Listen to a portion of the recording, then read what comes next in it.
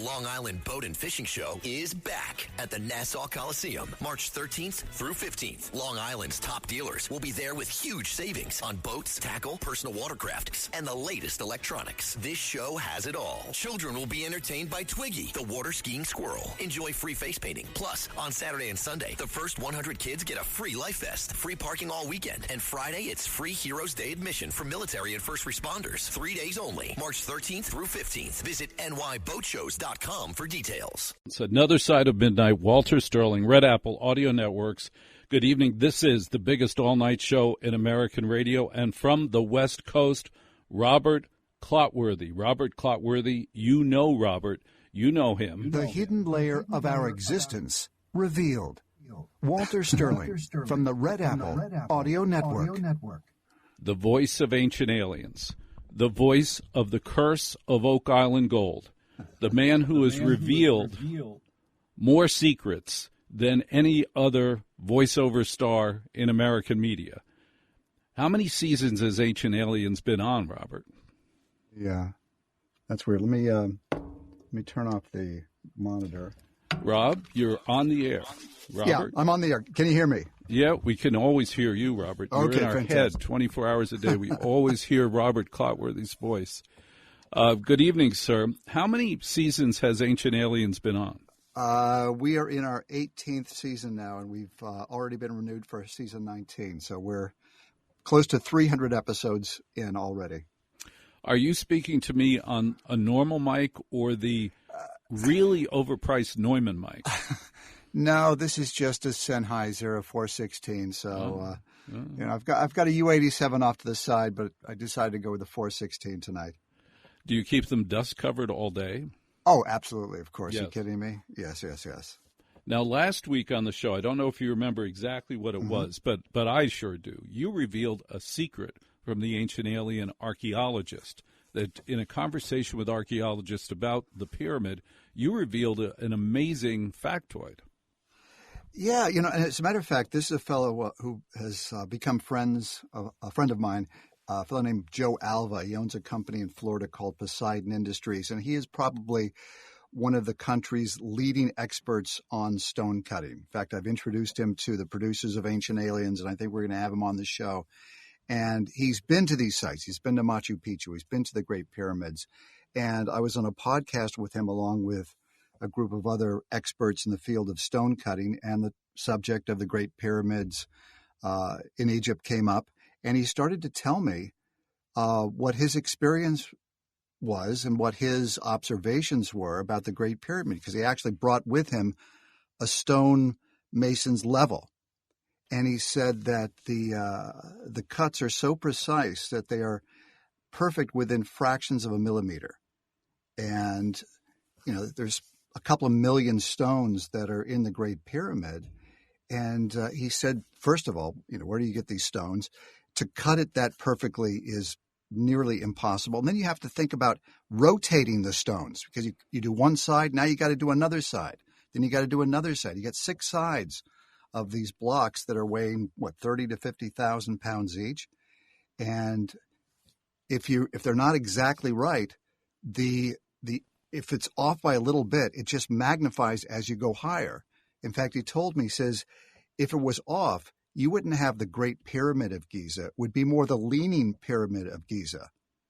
And he said, how did they compact the sand to establish some kind of a foundation to build these pyramids?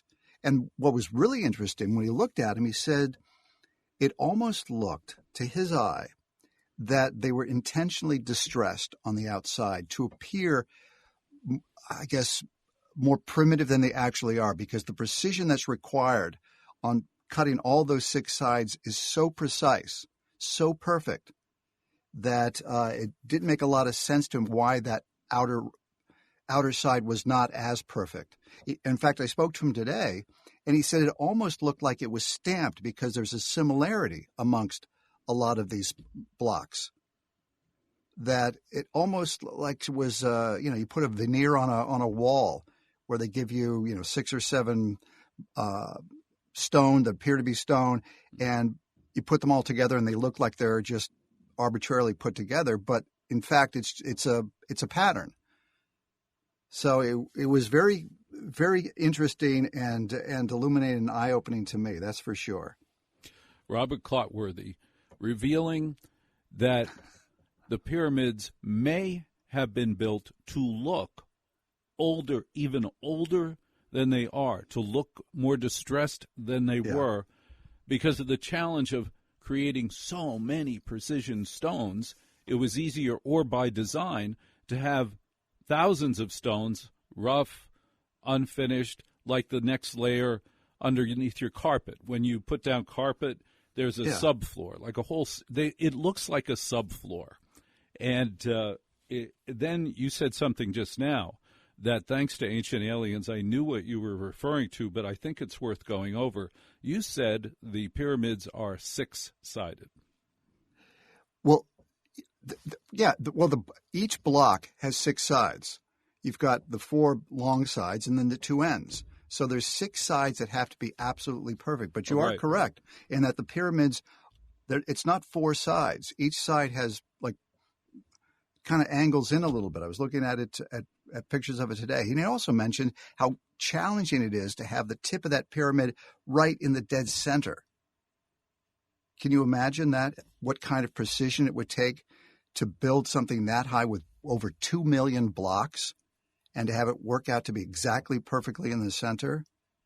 And that's with primitive technology that they supposedly had 4,000 years ago when they were building these things.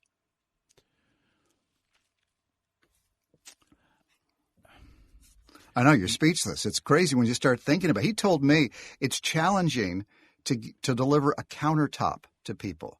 Right. And this guy invented a machine that is the most expensive, quickest, most efficient way of cutting countertops, and that he sells for well into the seven figures to people. So he's an inventor himself. He really understands it. And he says, with today's technology, we could not do it. I had 6 of the top guys on this panel, and they said we couldn't imagine how a pyramid could be built like that. One of the theories that was popular for about 8 months was that those stones were not hewn. They were not quarried. It was from a mold. That there was a stone-like substance that was put into a mold and hardened. Do you remember that? Oh, yeah. He says it almost appears like that. Right. And also, here's another question. If you have all these stones, 2 million plus stones, where's all the debris that's left over? What happened to it? That one hasn't bothered me because they've had 4,000 years to get rid of the debris. But I was more curious about how they all came to the conclusion that those were not slaves. Do we know, or were they just well-fed and well-housed slaves? Well, I looked up on Wikipedia. They claim that the pyramid was built in 26 years. I can't imagine that. No. I mean, we're trying to build a train to nowhere here in California. We're a couple of decades in, and we haven't done anything. So, Robert Clotworthy is obviously in California. Yes. And they're haunted by what's happened with that train. I think, did he finally stop? Did he finally say we're not going to build the train? I think we're still going for some reason. Now, I know that you're fascinated by the moon. You like to talk about the moon. Yeah. This season of Ancient Aliens, will there be new reveals about the moon? I believe there are. I'm trying to remember some of the topics of the shows that are coming up. And one that I failed to mention last week that I find to be very interesting is about Africa. I don't think we've explored that continent at all, or at least if we have, very, very briefly. Right. So that's one show that I'm really interested in, and I believe we are going back and discussing the moon as well, because there's so much interest in that. There's so many countries that are sending missions to the moon. I think the U.S. is planning another manned mission or two to the moon. So it's something that fascinates me, and I believe we are doing another episode about that. And why is it that the original astronauts, the Apollo astronauts that went to the moon, when they came back, looked so scared? Something happened up there. The woman that I spoke to at NASA, she has seen photographs of structures on the moon. She is of the belief that the astronauts were actually watched while they were on the moon, that they saw them being observed by either creatures or something up there. They were not alone on the moon. How is it possible that with all the ears of Russia and all the ham operators in the U.S., that none of them said, oh, they were being watched, and here's what we heard, and here's the audio tape of it? It would be difficult to imagine that if they were being watched or heard something or saw something that scared them, which I believe could have happened. But I'd like to know, with all the ears on that, especially on that mission, that nobody else in the world said, oh, we heard what happened. Well, I told you about the mission with Gene Evans, Ron Evans, that he actually took photographs of the object that followed him, drew pictures of it, and video of it. Why have we not seen that? I don't know if he ever really discussed it publicly, but I know that this person that I know discussed it with him, was privy to the conversations, and listened to the conversation between him and Mission Control for 8+ hours about what he was seeing. It's amazing that no one at Mission Control for 8 hours, there were hundreds of people there that heard those transmissions. And well, no, that's not true. There weren't hundreds of people, because they went to a very, very secure link, and there were just a few people that were privy to the conversation. She was one of them. I asked her, there may have been 8 or 9 people that were privy and part of the conversation, including the astronaut. And she's probably the last one that's alive, because she was in her 20s when it happened. And she's close to 80 now. You're very generous with my questions and with your answers. Are there other things that are going to happen this season, or that you've shared so far in preparing the shows, that you'd like to share with us? Something that you went, oh, gosh, Walter, I wish we talked about this. This happened, and they're going to share about this, and this episode should be remarkable. Well, I talked a little bit about the underwater, and I pulled out the script that I had, and it's UFOs. It's about underwater bases and what's happening in the oceans and in the seas, in the lakes around the world are pretty interesting and pretty fascinating. And there's one lake in Russia. I can't remember what it's called, but it's actually the deepest lake in the entire world, and there's all kinds of fascinating aspects of what's happening underwater, that I think is truly, truly fascinating. I mean, we always think about UFOs and looking out into the skies, but there are just as many mysteries that are under the surface of the oceans that I think are quite fascinating, and we're starting to explore. Any hints as to what we might learn? Like one hint? Well, I didn't know this, but I think it's the Chinese are actually creating a base underwater so that they can observe what's happening. And it's down, 6,000-7,000 feet under the water. It's going to be almost like like an orbiting lab that's going around. I can't remember what it's called now, the International Space Station, but it's underwater, where you'll have scientists staying there for months at a time to observe what's happening under the water, deep underwater. Robert Clotworthy, the voice of Ancient Aliens and The Curse of Oak Island Gold. I've got to ask you 2 production questions. Yeah. How long does it take you to record an episode? I set a record the other day, because usually Oak Island takes longer. Because there's just more that I have to do. And a 1-hour episode, I was actually able to knock it out in about 45 minutes. Usually It takes about an hour, even though they book it for 2 hours. And Ancient Aliens, they always book 2 hours. We're usually knocking that out in about an hour, maybe a little over. And that includes our 15 minutes of where we're just kind of getting to know one another, touching base, seeing what happened over the last few days, just relaxing in the studio before we get to it. But we knock them out pretty quickly. I'm really good about getting the words off the page.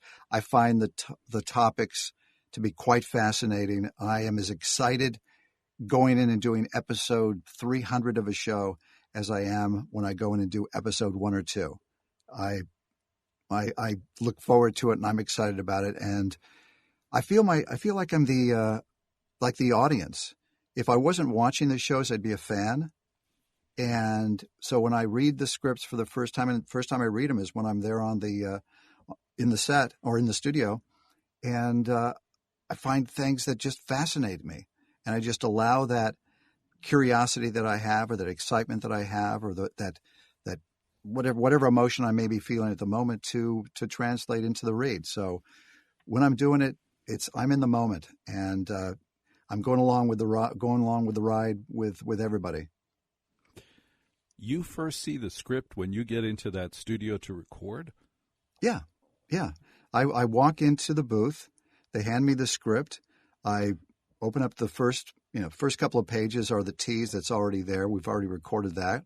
Then I start with Act 1, and I'll look at it. I'll read it out loud once to make sure that I have the pronunciation correct on everything. And then we just go right into it. And usually it's 2 takes. And if we need a third, I'll do it a third, and then we move on. Yeah, so it goes pretty quickly. You shared with me that when you were a kid, you loved to read stories out loud. Yeah. And that's like so many performers, they were born to it. Like so many performers, it's almost a calling that you started when you were 6 or 7 to read stories out loud. And a good friend of mine who's a TV producer, a TV executive producer, when we were talking about the voiceovers for the shows that he produces, he says, it isn't about their voices. It's about the ability to tell a story. And not everybody has the ability to capture the rhythm of a story. Yeah. So between your magic voice and your ability to tell a story and put intelligence into that story, that's a tremendous gift. I talked to... she's going to shoot me for forgetting her name. The woman who usually does the Oscars and the Emmys.